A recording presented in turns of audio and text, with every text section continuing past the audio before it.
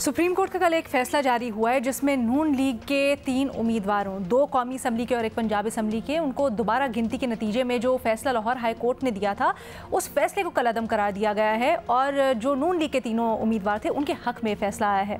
अब इसकी डिटेल में भी बात करते हैं, कानूनी इसमें क्या मामला डिस्कस किए गए हैं, काफ़ी टेक्निकल फैसला है, उसको भी अपने माहिरीन से और अपने तजियाकारों से डिस्कस करते हैं। बट पाकिस्तान तहरीक इंसाफ ने इसके बाद प्रेस कॉन्फ्रेंस की और इस फैसले के ऊपर अपनी नाचाकी का इजहार करते हुए उन्होंने ये कहा कि खिलाफे कानून फैसला है। ये जो बेनिफिट दिया गया है नून लीग को ये नहीं बनता था, बल्कि सुप्रीम कोर्ट को तो चाहिए था कि जो इलेक्शन कमीशन का किरदार है, जो उनकी नाइंसाफ़ियाँ हैं, उनके ऊपर बात करते काफ़ी गिला शिकवा किया है। अब ये जो बात की पाकिस्तान तहरीक इंसाफ ने, क्या वो एतराज़, वो तनकीद दुरुस्त है?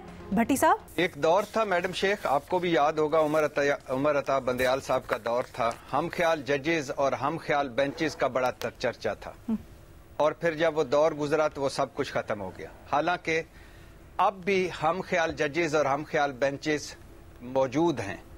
मैडम शेख, काजी फायज ईसा और नईम अफगान का ये फैसला है 2-1 से। जस्टिस अकील अब्बासी ने इसके खिलाफ यानी वो एक दूसरी तरफ थे। एक और यानी काजी साहब के बेंच से एक और फैसला आया इलेक्शन कमीशन के हक में, एक और फैसला नून लीग के हक में, एक और फैसला तहरीक इंसाफ के हक के खिलाफ। जस्टिस नईम अफगान और जस्टिस अमीनुद्दीन ने तो वो मखसूस नशिस्तों वाला शोरा आफाक नादर और नायाब इख्तलाफी फैसला भी या इख्तलाफी नोट या फैसला भी लिखा, जिसमें 8 जजेस के फैसले को गैर आईनी, गैर कानूनी करार देकर यह भी कह दिया कि कोई इदारा गैर आईनी फैसला मानने का पाबंद नहीं है। मैडम शेख, क्या हसीन इत्तफाक है इस फैसले में कि जो कुछ हुकूमत का बयानिया है ये मखसूस नशिस्तों पर, वही कुछ इस फैसले में भी है। अब आ जाइए मैडम शेख कि ये जो नई काजी फायज ईसा साहब और नईम अफगान साहब का फैसला है, ये मुस्तरद शुदा वोटों से लीगी जीते हैं। मतलब कि मुस्तरद शुदा जितने भी दोबारा गिनती में वोट निकले वो सारे तरीके इंसाफ के मुस्तरद उम्मीदवार के थे और नून लीग के नहीं थे। लीगियों के वोट उतने ही रहे और तरीके इंसाफ के वोट कम हुए। और मैडम शेख, आखिरी बात कि जस्टिस अकील ने इसमें एक लिखा कि इंतखाबी अमल मुकम्मल होने के बाद इलेक्शन कमीशन का किरदार खत्म हो जाता है, इलेक्शन ट्रिब्यूनल से ही रजू किया जा सकता है, लेकिन सुप्रीम कोर्ट से लीगियों को एक और रिलीफ मिला, तो मुबारक हो मुस्लिम लीग वालों को।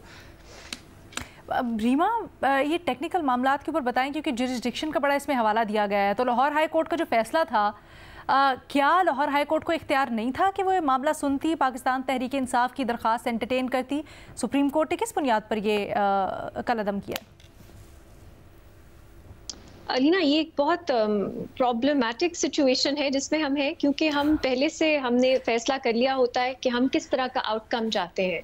अगर हमारे हक में वो जज फैसला करता है, जो आउटकम हम चाहते हैं वो मिल जाता है, तो हमारी नज़र में वो जजमेंट ठीक होती है, और अगर वो आउटकम नहीं मिलता तो वो जजमेंट गलत हो जाती है और जजेस पे भी उसी तरह हम सवाल करने लग जाते हैं।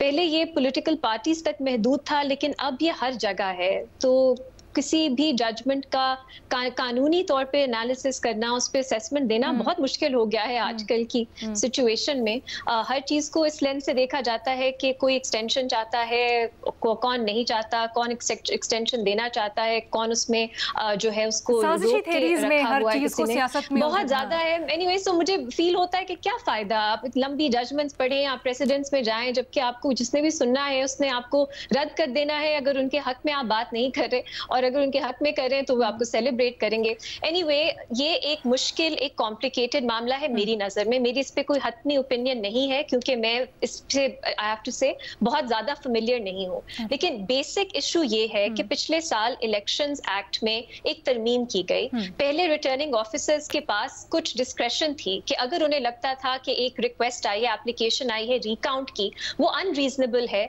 तो वो उसको डिसमिस कर सकते थे। जब इलेक्शंस एक्ट में तरमीम आई तो उस प्रोविजन को निकाल दिया गया।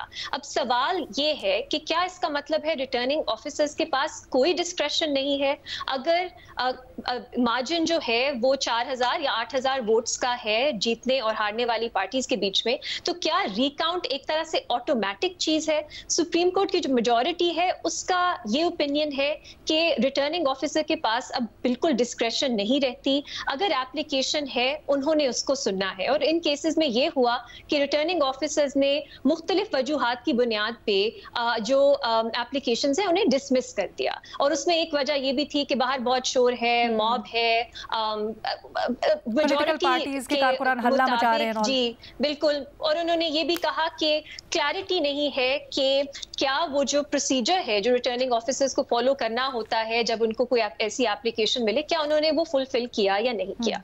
इस बुनियाद पे उन्होंने कहा कि इलेक्शन कमीशन जो कह सकता है कि रिटर्निंग ऑफिसर्स रिकाउंट करें, उन्होंने सही अपना इख्तियार इस्तेमाल किया और रिकाउंट का कहा, क्योंकि कंसोलिडेशन जो है उससे पहले ही एप्लीकेशन मूव हो चुकी थी और रिटर्निंग ऑफिसर्स के पास कोई डिस्क्रेशन या कोई वजह नहीं थी कि उन्होंने वो एप्लीकेशन नहीं सुनी, क्योंकि वोट्स चूंकि जो नंबर्स थे वो 4000 8000 के ही थे, मतलब वो रिक्वायरमेंट कानून की पूरी उस पर उतरते थे। जो डिसेंट है उनका मौकफ ये है कि इलेक्शन कमीशन के पास फिर भी जुरिस्डिक्शन नहीं थी, क्योंकि कंसोलिडेशन प्रोसीडिंग्स मुकम्मल हो चुकी थी। अब ये मामला सिर्फ इलेक्शन ट्राइब्यूनल में ही रेज हो सकता था, इलेक्शन कमीशन के पास जुरिस्डिक्शन नहीं थी। इसलिए लाहौर हाई कोर्ट के पास आप रिट में जा सकते थे, क्योंकि मामला जब जुरिस्डिक्शन पे सवाल का हो, हाई कोर्ट अपनी रिट जुरिस्डिक्शन में सुन सकती है।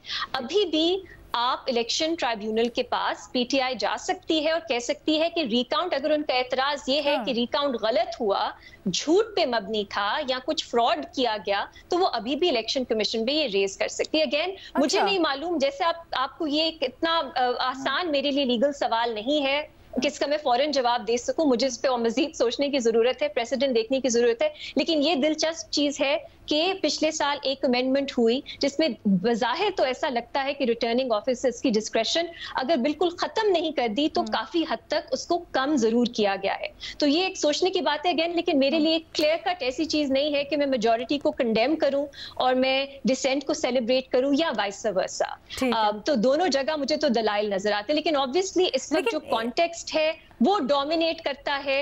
ये एक सोच है कि जो फैसले इलेक्शन कमीशन के हक में किए जा रहे हैं वो कॉम्प्रोमाइज्ड है, क्योंकि इलेक्शन कमीशन का अनफॉर्चुनेटली कॉन्डक्ट ऐसा रहा है कि वो बहुत बायस्ड नजर आते हैं एक पॉलिटिकल पार्टी के खिलाफ। तो ये शायद वजूहात है, लेकिन कानूनी तौर पे जैसी जो मेरी समझ है वो मैंने आपके साथ शेयर कर ली। और ऑल्सो टू एंड इट या समराइज इट, ये वाला जो तासुर है कि अगर इलेक्शन कमीशन के इस मामले में ख़ास तौर पे हक में फैसला गया है तो इलेक्शन कमीशन की पुष्टपनाही की गई है या उसको सेलिब्रेट किया गया है या उसको कहीं ना कहीं उसके मौक़िफ़ में वज़न डाला गया है, ऐसा तो नहीं तासुर मिलता, या आपके ख्याल में है ऐसा? कानूनी तौर पर कुछ रिमार्क्स हैं, वो रीजनिंग नहीं है फैसले की, लेकिन ये कहा गया है मेजॉरिटी के फैसले में कि आपको इलेक्शन कमीशन एक कॉन्स्टिट्यूशनल इदारा है, उसकी इज्जत करनी चाहिए। फिर ये भी कहा है कि इदारों को अपनी इज्जत खुद करवानी चाहिए।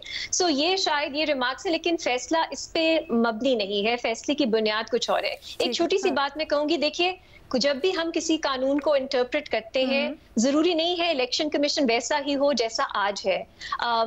4 साल बाद भी क्या हम वही इंटरप्रिटेशन सपोर्ट करेंगे? जो हमारा एक आइन है, जो हमारा कानून है, वो ये इसके पीछे एक प्रेमिस ये है कि हर इदारा जो है वो नेक नियति से काम करेगा।